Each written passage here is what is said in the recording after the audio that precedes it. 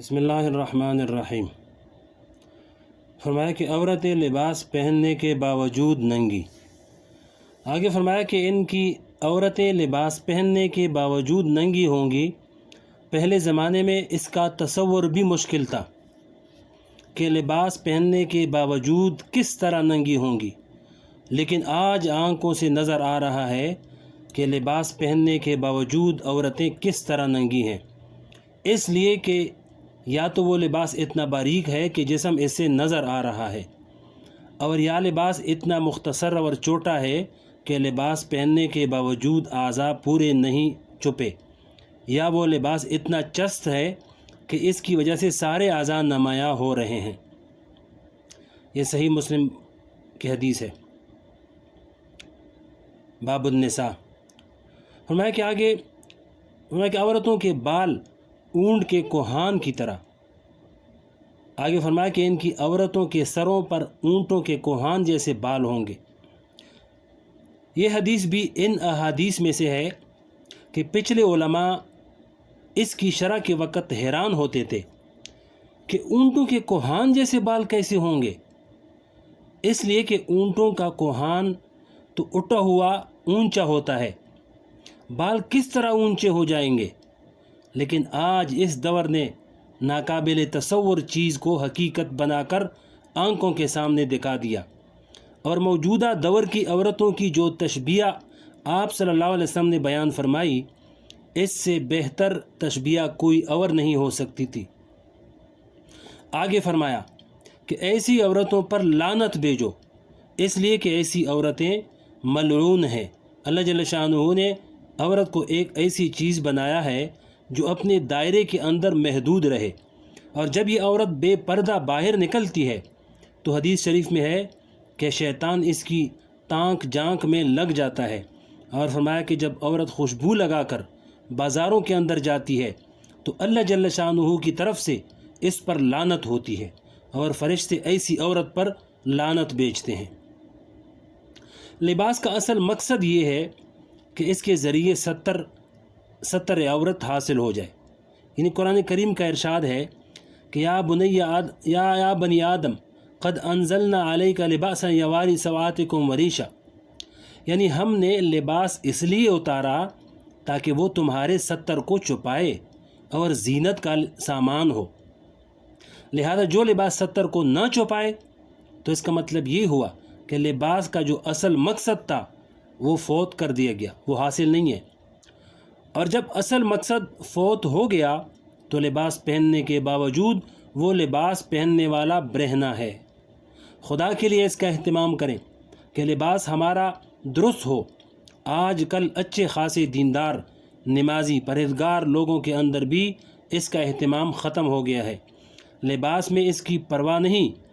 کہ اس میں پردہ پورا ہو رہا ہے یا نہیں۔ انہی چیزوں کا وبال آج ہم لوگ بھگت رہے ہیں، لہذا کم از کم اپنے گھرانوں میں اور اپنے خاندانوں میں اس کا اہتمام کر لیں کہ لباس شریعت کے مطابق ہو، اور اس میں پردے کا لحاظ ہو،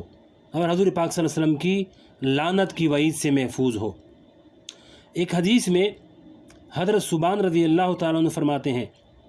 کہ حضور پاک صلی اللہ علیہ وسلم نے ارشاد فرمایا، تم پر ایک ایسا وقت آنے والا ہے کہ دنیا کی دوسری قومیں تمہیں کھانے کے لیے ایک دوسرے کو دعوت دیں گی، جیسے لوگ دسترخوان پر بیٹھ کر دوسروں کو کھانے کی دعوت دیتے ہیں۔ مثلا دسترخوان بچھا ہوا ہے، اس پر کھانے چنے ہوئے ہیں، رکھے ہوئے ہیں، اس پر ایک آدمی بیٹھا ہے، اتنے میں دوسرا شخص آ گیا تو پہلا اس سے کہتا ہے کہ آؤ کھانا تناول فرماؤ اور کھانے میں شریک ہو جاؤ۔ اسی طرح ایک وقت ایسا آئے گا کہ اس وقت مسلمانوں کا دسترخوان بچھا ہوگا، اور مسلمان کی حیثیت ایسی ہوگی جیسے دسترخوان پر کھانا ہوتا ہے، اور بڑی بڑی قومیں اور طاقتیں مسلمانوں کو کھا رہی ہوں گی اور دوسری قوموں کو دعوت دے رہی ہوں گی کہ آؤ اور مسلمانوں کو کھاؤ۔ ابو داؤد۔ جن حضرات کو پچھلے 100 سال کی تاریخ کا علم ہے، یعنی پہلی جنگ عظیم سے لے کر آج تک غیر مسلم قوموں نے مسلمانوں کے ساتھ کیسا سلوک کیا ہے، اور وہ کس طرح مسلمان ملکوں کو آپس میں تقسیم کرتی رہی ہیں کہ اچھا مصر تمہارا اور شام ہمارا، الجزائر تمہارا اور مراکش ہمارا، ہندوستان تمہارا اور برما ہمارا وغیرہ۔ گویا کہ آپس میں ایک دوسرے کی دعوت ہو رہی ہے کہ آؤ ان کو لے جا کر کھا لو۔ جب حضور پاک صلی اللہ علیہ وسلم نے مسلمانوں کی حالت صحابہ کرام کے سامنے بیان فرمائی تو کسی صحابی نے سوال کیا کہ یا رسول اللہ صلی اللہ علیہ وسلم، کیا اس وقت ہماری تعداد بہت کم رہ جائے گی جس کی وجہ سے دوسرے لوگ مسلمانوں کو کھانے لگیں گے اور دوسروں کو بھی کھانے کی دعوت دیں گے؟ جواب میں حضور پاک صلی اللہ علیہ وسلم نے ارشاد فرمایا، نہیں، اس وقت تمہاری تعداد بہت زیادہ ہوگی۔ چنانچہ آج مسلمانوں کی تعداد 1 ارب سے زیادہ ہے، گویا کہ دنیا کی 1/3 آبادی مسلمانوں کی ہے، لیکن تمہاری مثال ایسی ہوگی جیسے سیلاب میں بہتے ہوئے بے شمار تنکے ہوتے ہیں، یعنی جیسے ایک پانی کا سیلاب جا رہا ہے اور اس بے شمار تنکے گرے ہوئے ہیں جن کی کوئی گنتی نہیں ہو سکتی، لیکن وہ تنکے سیلاب میں بہے چلے جا رہے ہیں۔ ان تنکوں کی اپنی کوئی طاقت نہیں، اپنا کوئی فیصلہ نہیں، اپنا کوئی اختیار نہیں، پانی جہاں بہا کر لے جا رہا ہے وہاں جا رہے ہیں۔ آگے فرمایا کہ اللہ جل شانہ تمہارے دشمنوں کے دل سے تمہارا رعب نکال لیں گے اور تمہارے دلوں میں کمزوری اور بزدلی آ جائے گی۔ ایک صحابی نے سوال کیا کہ یا رسول اللہ صلی اللہ علیہ وسلم، یہ کمزوری اور بزدلی کیا چیز ہے؟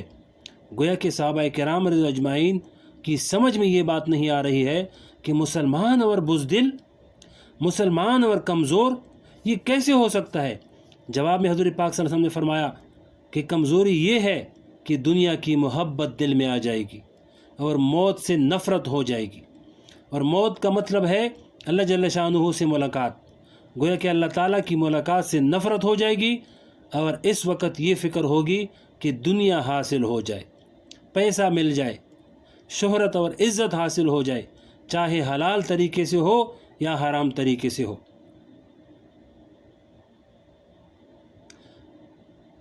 صحابہ کرام رضی اللہ اجمعین کا یہ حال تھا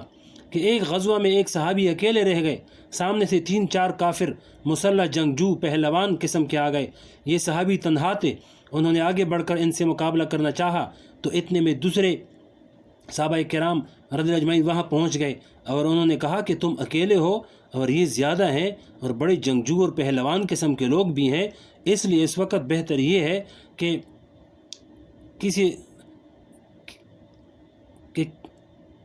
کسی طرح یہ مقابلہ نہ کرو، ان کے ساتھ مقابلہ نہ کرو اور ہمارے لشکر کے آنے کا انتظار کر لو۔ ان صحابی نے بے سختہ جواب دیا کہ میں تمہیں قسم دیتا ہوں کہ تم میرے اور جنت کے درمیان حائل ہونے کی کوشش مت کرنا، یہ بڑے بڑے پہلوان تو میرے جنت میں پہنچنے کا راستہ ہے اور تم مجھے لڑنے سے روک رہے ہو اور میرے اور جنت کے درمیان حائل ہو رہے ہو۔ صحابہ کرام اجمعین کا یہ حال تھا کہ جس کی وجہ سے ان کی سمجھ میں نہیں آ رہا تھا کہ بزدلی کیا چیز ہے اور کمزوری کیا چیز ہے۔ حضور پاک صلی اللہ علیہ وسلم کی صحبت کی برکت سے اللہ جل شانہ نے ان کے دلوں سے دنیا کی محبت ختم فرما دی تھی اور ہر وقت آنکھوں سے